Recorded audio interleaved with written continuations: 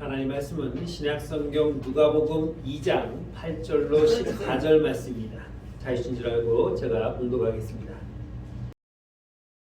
구유에 누였으니 이는 여관에 있을 곳이 없음이로라.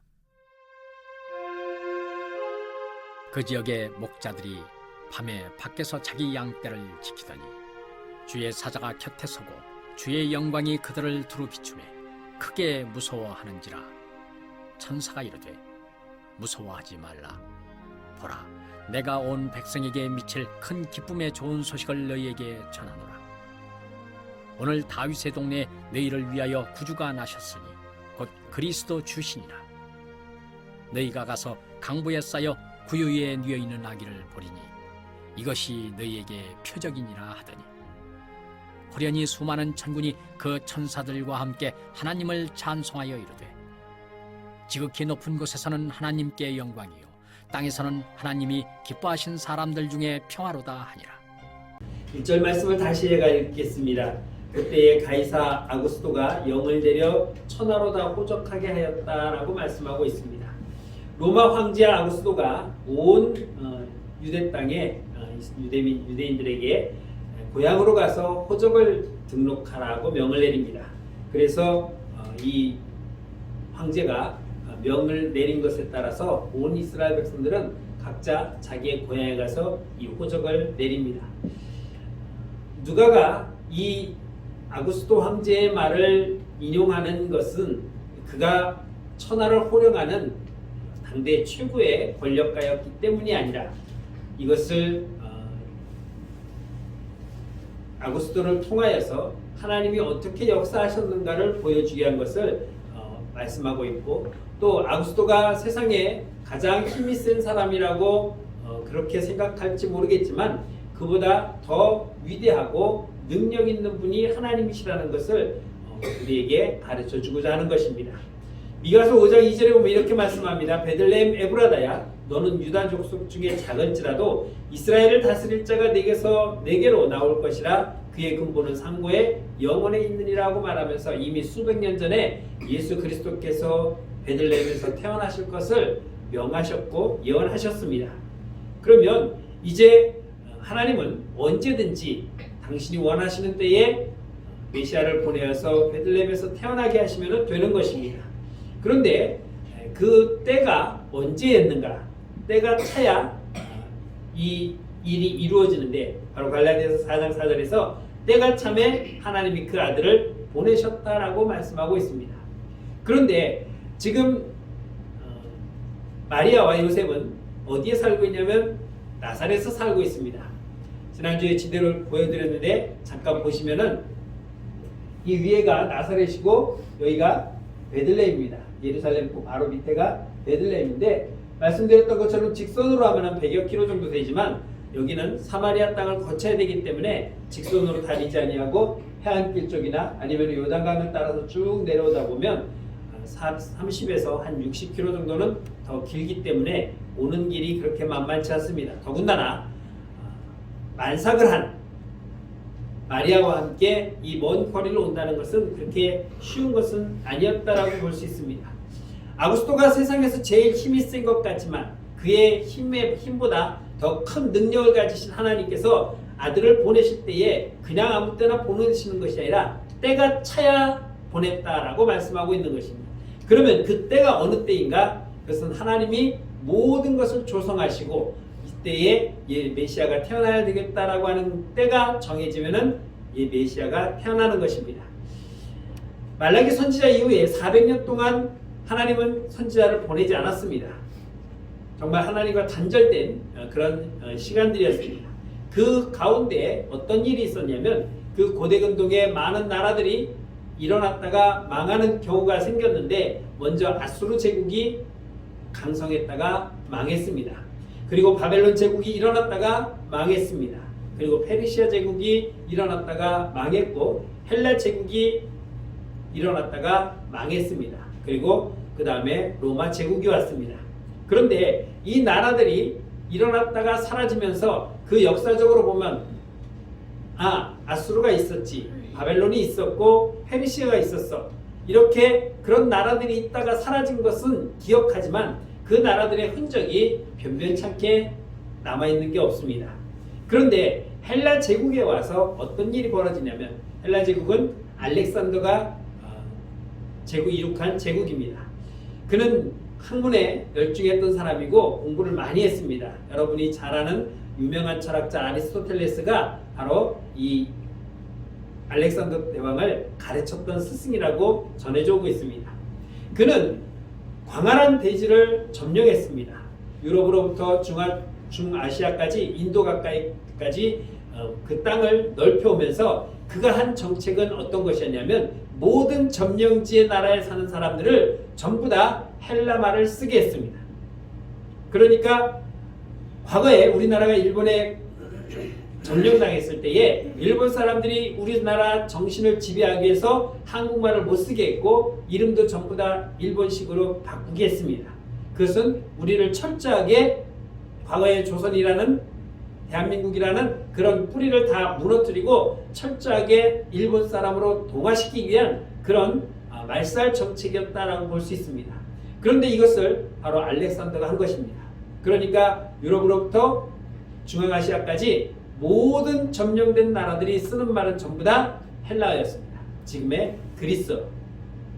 그리고 그 헬라 문화가 온 땅을 다 점령한 뒤에 그 다음에 이 나라가 멸망을 합니다.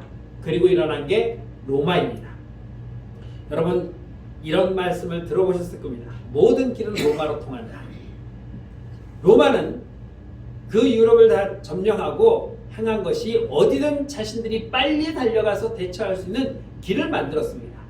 그래서 그 길을 사방팔방으로 다 만들어서 강 있는 데는 다리를 놓고 길이 없는 곳은 길을 뚫어서 최대한 예를 들어서 저 북쪽에 어떤 문제가 생기면 군사를 빨리 보내어서 진압하거나 아니면 전쟁에 맞설 수 있도록 이렇게 길을 엄청나게 뚫어놨습니다. 그러니까 어디든 빨리 갈 수 있는 길이 되죠.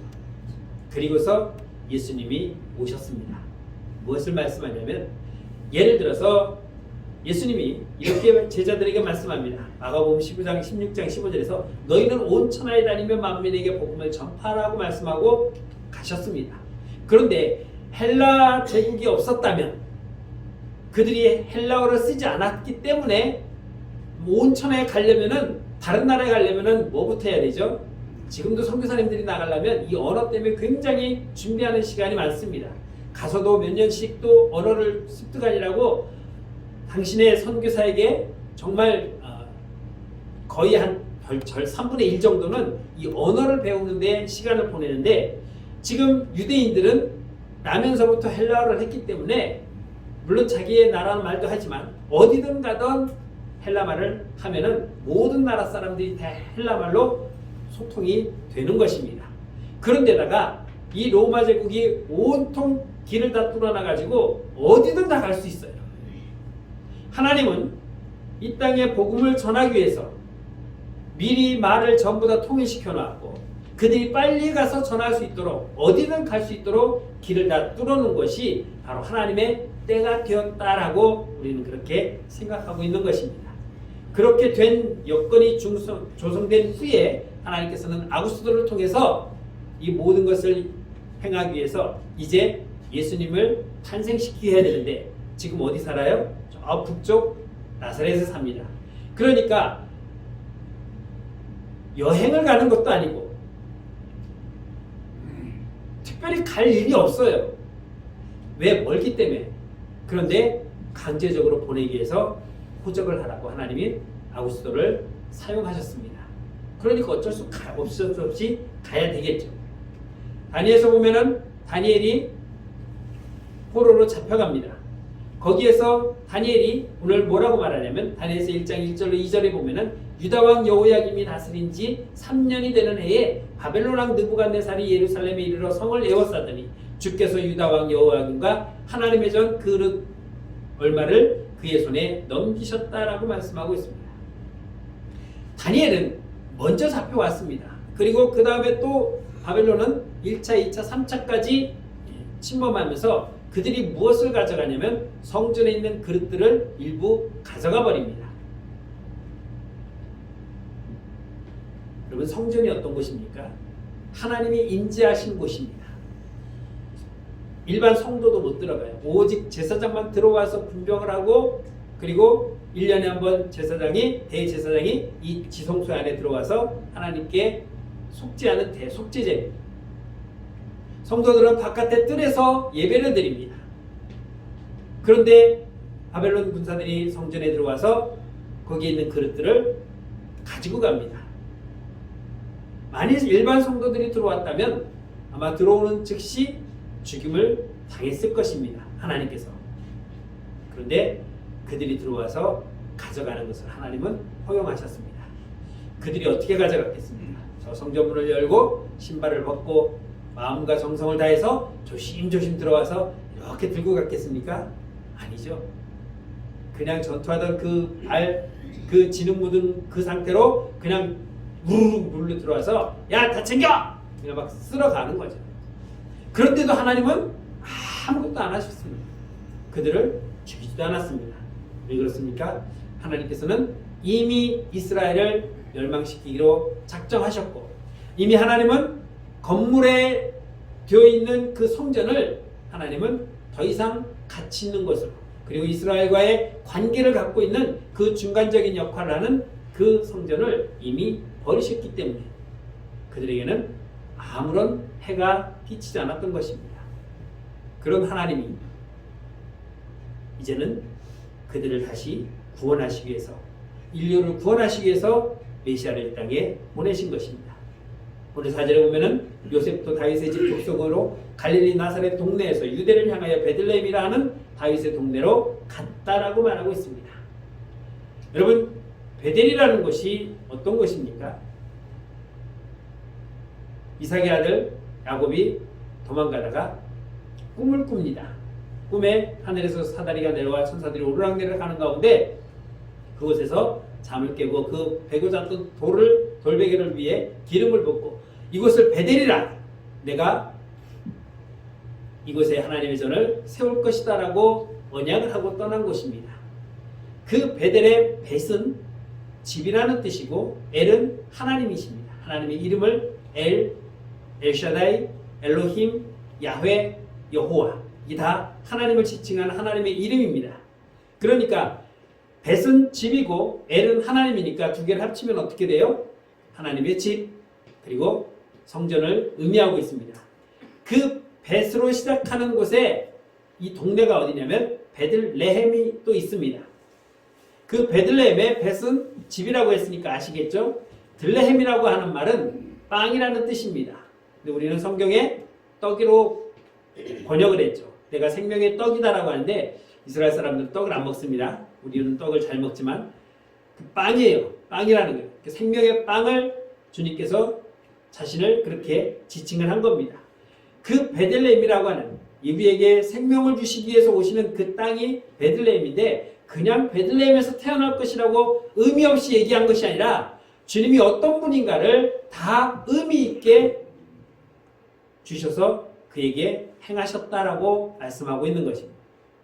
그리고 요셉의 직업을 보면은 그는 목수였습니다.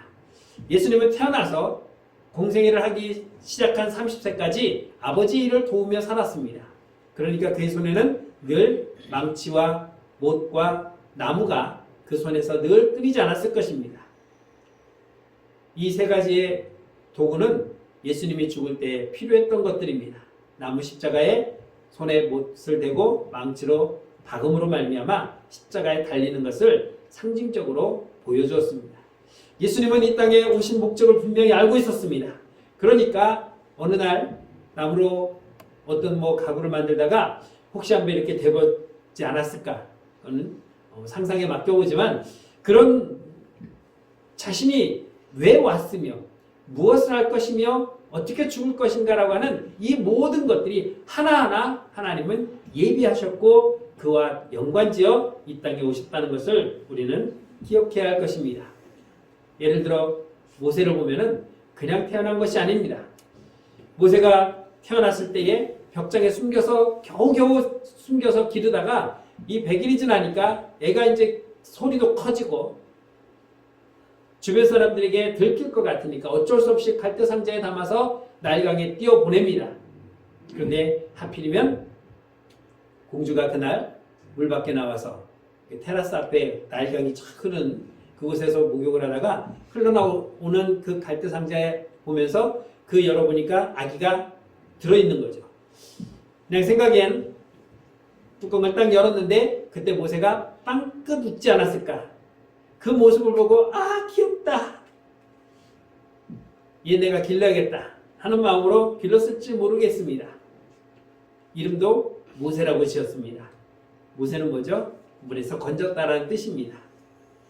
그렇게 왕궁에서 40년 자랐던 모세가 광야로 도망갔다가 40년 후에 다시 바로 앞에 올 때에 왕궁에 그냥 자유롭게 들어갔겠습니까?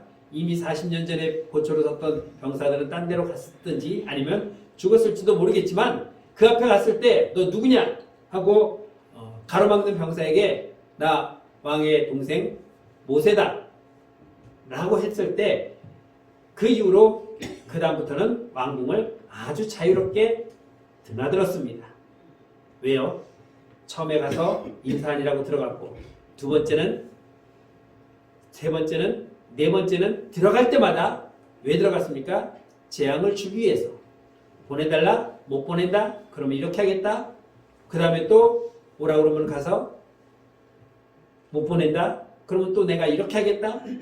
그렇게 해서 최소한 12~13번 들랑거릴 수 있었던 것은 이미 그가 왕궁의 사람으로 살았던 전적이 있었기 때문에 자유롭게 드나들 수 있었다라고 생각해 볼 수도 있는 것처럼 하나님은 모든 것을 그냥 이룬 것이 아니라 계획을 철저하게 세우셔서 역사를 운행해 가시는 분이다라고 말씀하고 있는 것입니다. 예수님이 태어날 때 어떤 일이 있었습니까? 오늘 12절 보면은 너희가 가서 강보에 쌓여 구유에 누워있는 아기를 보리니 이것이 너희에게 표적이니라 하고 말씀하고 있습니다. 들에서 양을 치던 목자들에게 천사가 가서 강보에 쌓여있는 아기를 보아라. 이것이 표적이다라고 말하고 있습니다. 표적이 뭡니까? 사인입니다. 그것을 봄으로 인해서 이런 일이 일어날 것 같구나 라는 것을 사인하는 거죠. 먹구름이 짙게 몰려오면은 우리는 무엇을 생각합니까? 해가 곧 쨍하고 나오겠구나 그렇게 생각하지 않을 겁니다. 바람이 세게 불면은 태풍이 오나 보다. 바람 불기 전에 태풍이 오기 전에 고요함을 보면은 이제 태풍이 오는 것 아닌가라는 그런 것을 예감할 수 있는 것처럼 예수님이 강보에 쌓여 구위에 누워있는 그 모습은 앞으로 어떤 일이 벌어질 것인가를 사인해준다. 표적으로 보여주고 있다라고 말씀하고 있습니다. 주님은 이 땅에 가장 낮은 자리로 오셨습니다. 여러 여관을 가서 방을 구했지만 어디서도 방을 구할 수가 없었습니다. 그래서 결국은 마국간에 들어가서 아기를 낳았고 그 아기를 놓을 곳이 없어서 구유통에 아기를 뉘어놓을 수밖에 없었던 것입니다. 아기 낳을 방 하나도 얻지 못했고 또 낳은 그 아기는 누일 만한 곳도 없어서 구유통에 뉘어질 수 있는 가장 낮은 자의 가장 가난한 자의 모습을 우리에게 보여주었습니다. 모세가 왕궁에 들어갈 때 가로막았다면 내가 들어가야 된다고 네가 뭔데? 네가 누군데? 나 왕의 형제다. 이런 말로 인해서 쉽게 들어갈 수 있었던 거죠. 이제 예수님은 가장 낮은 자의 모습으로 오셨지만 그는 가장 낮은 자의 모습에서 우리에게 가장 큰 선물을 주시는 그러한 분으로 이 땅에 오신 것입니다. 고린도후서 8장 9절을 보면 이렇게 말씀합니다. 우리 주 예수 그리스도의 은혜를 너희가 알거니와 부유하신 이로서 너희를 위하여 가난하게 되심은 그의 가난함으로 말미암아 너희를 부욕케 함이라. 그의 가난함, 그의 낮아지심이 우리에게 부유하며 우리에게 생명을 주시는 분이다라고 말씀하고 있습니다. 여우도 굴이 있고 공중에 나는 새도 집이 있다고 했는데 주님은 그러한 것을 갖지 않으셨습니다. 많은 사람들이 방을 다 차지했습니다. 메시아에게 방을 내어줄 만한 방도 하나도 없었습니다. 만일 왕이 오셨다면은 제 방으로 오십시오. 아니면은 있는 사람도 내쫓아서 방을 내어드렸을 것입니다. 그런데 사람들이 그렇게 하지 않았다는 것입니다. 오늘 우리도 주님이 오시는데 많은 사람들이 예수 믿으라고 하는데 예수를 맞이하지 않습니다. 왜냐하면 내어드릴 시간이 없습니다. 나는 일해야 되고 나는 바쁘고 나는 이래서 저래서 주님께 내어줄 시간이 없습니다. 여러분, 우리에게는 시간이 얼마나 됩니까? 저는 하루가 30시간이고 원사님은 하루가 50시간이고 장로님은 하루가 100시간입니까? 아니에요. 우리는 다 똑같이 24시간이라는 시간을 갖고 있습니다. 그런데 그 누구는 그 시간이 모자라다고 말하고 어떤 사람은 시간이 남아 널널하다고 말하고 그것은 내가 시간을 조정하기 나름인 것입니다. 그런데 우리는 주님께 내어줄 시간이 없습니다. 이미 내가 할 일을 다 짜놓고 내가 쓸 일로 다 채워놨기 때문에 주님이 나와서 나에게 예배를 드리라고 해도 예배할 드릴 시간이 없고 나에게 기도하면 내가 뭐든지 들어준다고 하는데도 기도할 시간이 없으며 그 시간에 나는 이것을 해야 되고 저것을 해야 되기 때문에 주님께 내어줄 시간을 우리는 갖고 있지 않다는 것입니다. 오늘 8절로 9절에 보면은 그 지역의 목자들이 밤에 밖에서 자기 양떼를 지키더니 주의 사자가 곁에 서고 주의 영광이 그들을 두루 비침에 크게 무서워했다라고 말하고 있습니다. 그 인류를 구원하신 메시아가 오시는 그날에 가장 먼저 소식을 들은 사람은 왕도 아니었고 제사장도 아니었습니다. 바로 들에서 양을 치던 목자들이었습니다. 그들은 평범한 사람들입니다. 여러분, 들에서 양을 치는 사람들은요 집에를 못 갑니다. 왜냐하면 양들을 데리고 계속 이동해야 돼요. 그것은 우리나라 같이 그냥 널린 게 푸른 그런 땅이 아니라 풀이 그냥 조금 자라기 때문에, 왜냐하면 비도 잘 안 오죠. 땅도 척박해요. 그러니까 늘 여기서 뜯어먹으면 바로 또 이사를 가야 돼요. 풀 있는 곳을 찾아가야 돼요. 그러니까 전국을 돌아다녀야 되기 때문에 집에 갈 시간이 없습니다. 그러니까 옷도 헤어지고 옷을 빨 물도 별로 없고, 그러니까 한마디로 말하면 씻지 못하고 아주 깨지지한 그런 모습으로 살던 그 사람인데, 그런데도 불구하고 그들은 밤낮을 가리지 아니하고 자기 일에 충성을 다했던 그들에게 주님은 기쁜 소식을 오늘 전했다는 것입니다. 내가 주를 위해서 내어주는 작은 시간, 내게 주어진 그 사명을 잘 감당할 때에 우리는 하나님의 은혜를 누릴 수가 있는 것입니다. 바로 그들은 누구보다도 먼저 하나님의 그 기쁜 소식을 들은 자들입니다. 이전에 제가 수능 볼 때는 사당 오락이라는 말이 있습니다. 무슨 말이냐면 하루에 4시간 자면 합격하고 5시간 자면 떨어진대요. 그래서 많이들 4시간 자려고 무척 노력했습니다. 그런데 언제부턴가 그게 사라지더니 요즘은 이렇게 말합니다. 유선 대학. 무슨 말인지 아십니까? 유치원 때부터 선행학습을 해야 대학에 합격한다. 유치원 때부터. 그래서 유치원 때부터 영어 유치원 다녀요. 보니까 한 달에 싼 데가 150만 원. 거기에 특별히 원어민 대화하는 시간이 또 있어요. 원어민 캠프 시간이 또 있어요. 그런 것도 다 선택 약정이에요. 여러분 여행 가보셨죠? 선택적으로 해야 되는 것들이에요. 남들은 다 하는데 나만 안 할 수 없잖아요. 그러면은 초등학교 들어가면은 이제 뭐 합니까? 고등학교 수학을 풀어야 돼요. 초등학교 3학년이 고등학교 1학년 수학을 풀기 시작해요. 그렇게 해서 6학년 끝날 쯤 되면은 이미 고등학교 수업이 끝나 있어요. 그 정도 해야 내가 원하는 S대, Y대, K대를 갈 수 있다는 것입니다. 여러분, 우리나라 사람처럼 내가 먼저라는 그런 의식의 사명을 갖고 살아가는 사람도 없어요.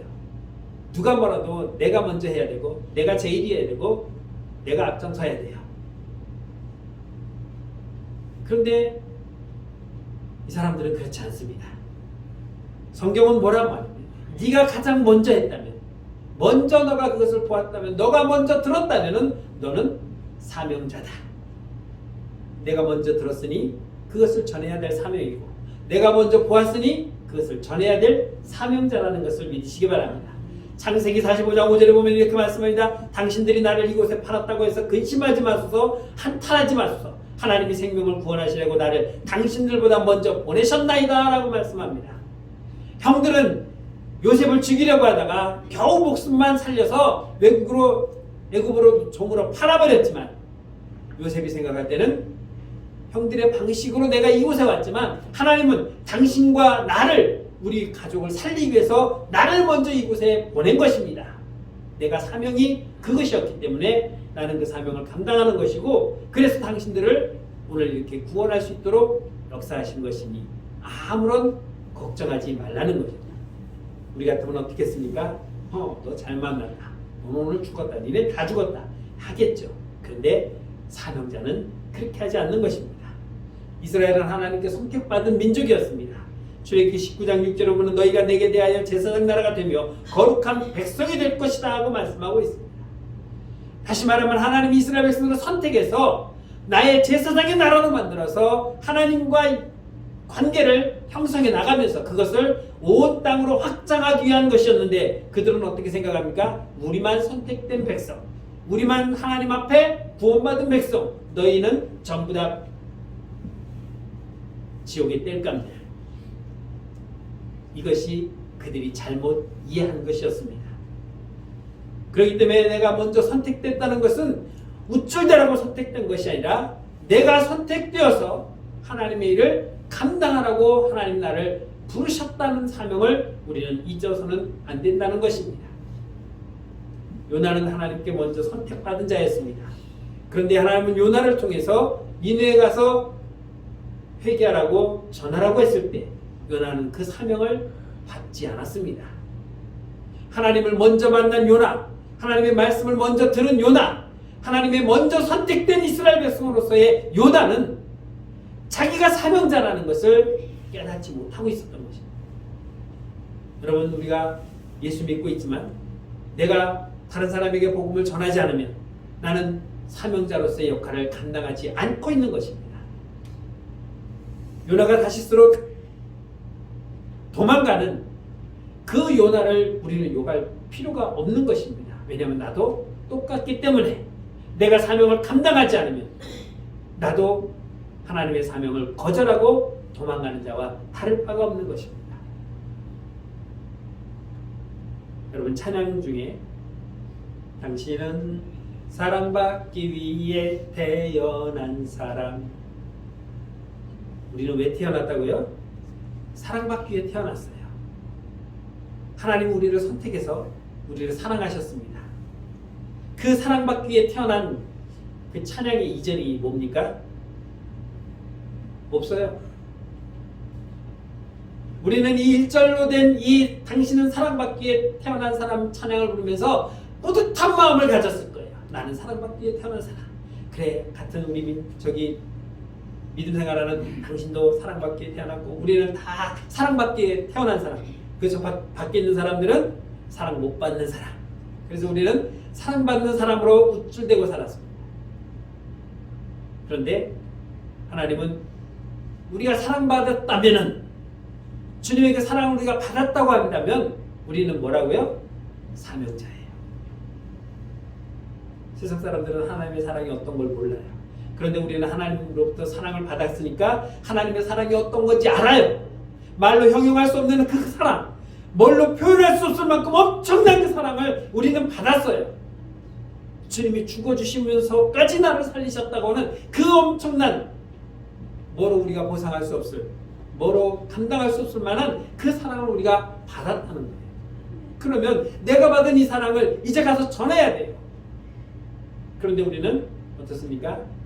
나는 구원받은 백성, 너는 지옥 갈 인간. 그러다가 드디어 2절이 나왔습니다. 당신은 사랑받기 위해 태어난 사람. 이것이 1절이었다면 그 다음에 그리고 그 사랑 받고 있지요. 또 하나의 열매라고 하는 제목으로 2절이 나왔어요. 내가 받은 사랑을 이제는 다른 사람에게 전하라는 거예요. 이게 우리의 사랑이에요. 우리에게 주어진 사명이에요. 나만 예수 믿고 가면 된다고 하는 것이 우리에게는 얼마나 잘못된 것인가. 그래서 우리는 사명자의 역할을 감당할 수 있어야 됩니다. 오늘 16절 17절에 보면 이렇게 말씀합니다. 빨리 가서 마리아와 요셉 구유에 누인 아기를 찾아서 보고 천사가 자기들에게 이 이야기에 대하여 말한 것을 전하니 라고 말씀하고 있습니다. 가서 보았습니다. 들에 있는 양들을 내려놓고 돌보지 않고 그냥 달려가서 예수님을 보았습니다. 그리고 그 예수를 전했다는 거죠. 아기 예수가 태어났다고, 메시아가 태어났다고. 전도는 다른 것 아닙니다. 내가 보고 들은 것을 전하는 것입니다. 여러분 전도 잘해요. 그렇죠? 전도 못해요? 권사님 왜? 어제 그 연속극 봐서 뭐지? 골리앗, 다윗과 골리앗인가? 뭐 그런 거 같은데요. 뭐 주말 드라마 있어요. 새로 시작한 거. 그 드라마 봤어? 아니면 예전에 뭐 드라마 보면 그 시어머니 아주 그냥 너무 지독하더라. 며느리가 불쌍해 죽겠어. 하고 막 드라마 얘기를 막 해요. 그런데 주님은 전하잖아요. 생각난다. 제가 영화를 보고 있는데 혹시 밀정이라는 영화 봤어요? 그 일제시대 때 그 일본군을 죽이는 그 비밀 그 요원이 나오는 영화인데 아주 재밌어요. 제가 지금 뭐 한 거죠? 전도했어요. 영화 전도한 거예요. 우리 이런 거는 전도 잘해요. 드라마 본 거, 네 집 뭐 누구네 집 뭐 차 산 거, 누구네 집 뭐 장 바꾼 거, 누구네 집 뭐 냉장고 바꾼 거, 그 전도 잘해요. 근데 왜 주님은 전도를 못해요? 내가 만난 주님, 내가 받은 그 사랑, 말로 표현할 수 없는 그 은혜를 내가 받았음에도 내가 기도했더니 하나님께서 나에게 이런 응답을 주셔서 하고 하는 그 놀라운 이적들을 전하지 않아요. 그거는 나만이 갖고 있어야 되는 아주 소중한 비밀인가요? 우리는 하나님에 대한 비밀을 간직할 필요 없어요. 집사님, 내가 이거 전담생 절대 말하면 안 돼. 꼭 집사님 말고 있어야 돼. 권사님 말고 있어야 돼. 큰일 나. 그리고 얘기해 주는 거.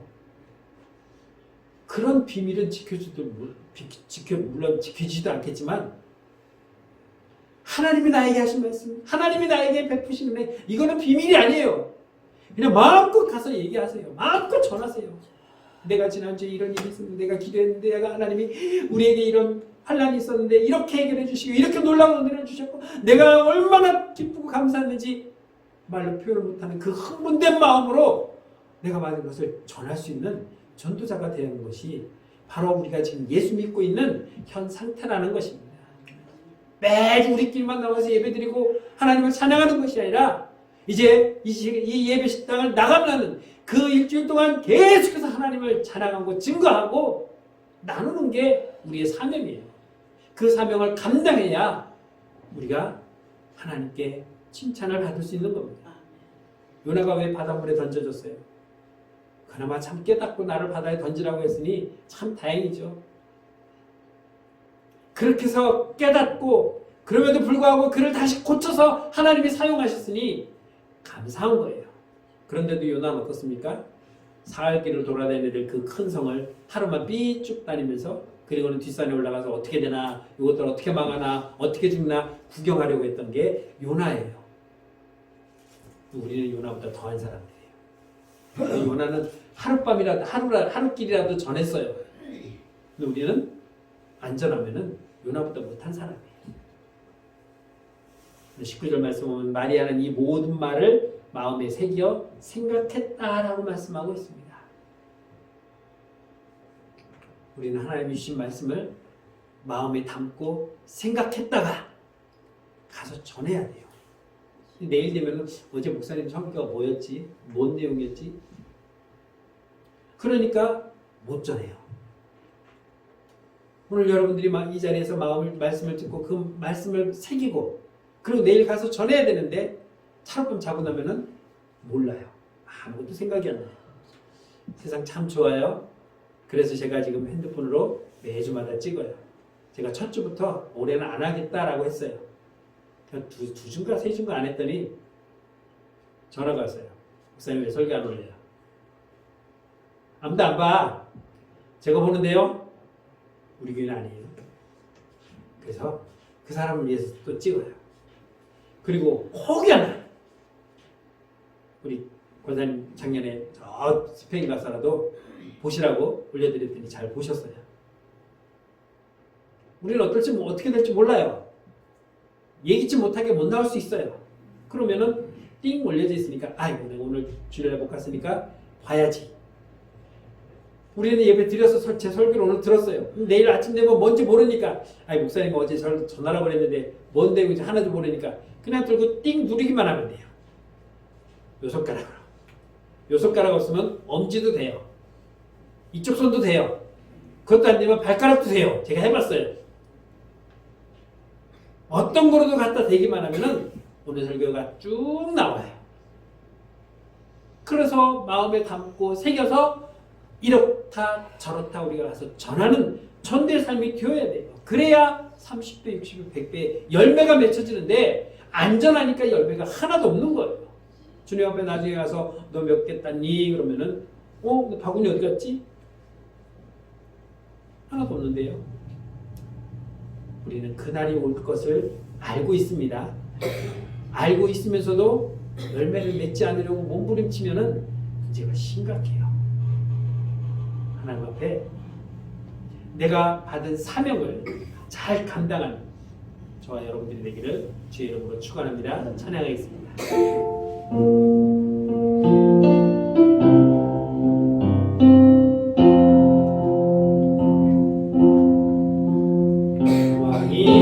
왕이신 나의 하나님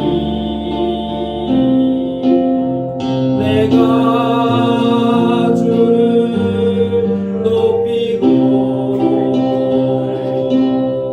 영원히 주의 이름을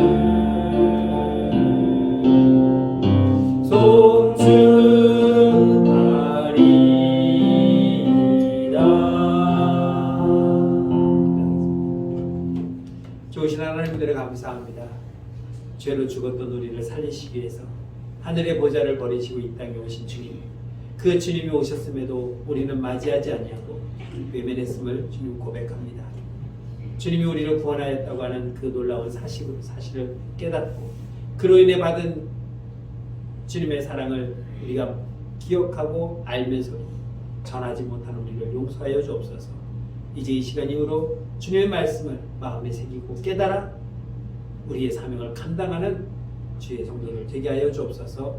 예수님의 이름으로 감사하며 기도드렸습니다. 아멘.